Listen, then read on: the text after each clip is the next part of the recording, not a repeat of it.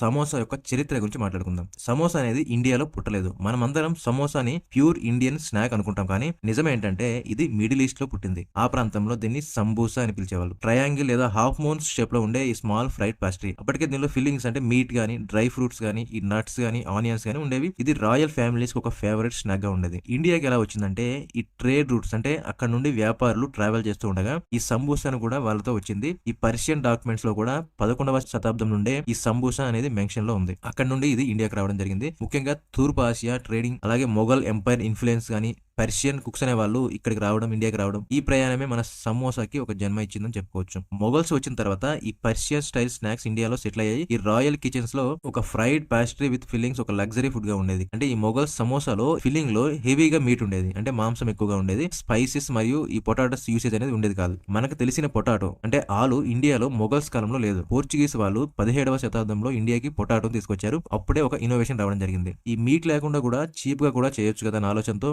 మొదటిసారిగా ఈ potato, green peas, ఈ స్పైసెస్ యాడ్ చేసి ఇండియన్ స్ట్రీట్ స్టైల్లో సమోసా అనేది పుట్టడం జరిగింది. ఈ ఢిల్లీ, పంజాబ్, యూపీలో సమోసా చాలా మందికి ఎనీ టైమ్ స్నాక్. ఎందుకంటే చీప్ ప్రైస్, ఫ్రైయింగ్ కూడా తొందరగా అయిపోయేది, లాంగ్ షెల్ఫ్ లైఫ్, ఈ టీ కి పర్ఫెక్ట్ కాంబినేషన్ ఉండేది. స్పైసీ స్టఫింగ్ ఉండడం కూడా కారణాలుగా చెప్పుకోవచ్చు. ఇక్కడ స్ట్రీట్ వెండర్స్ దీన్ని ఒక కింగ్ స్నాక్ గా మార్చేశారు.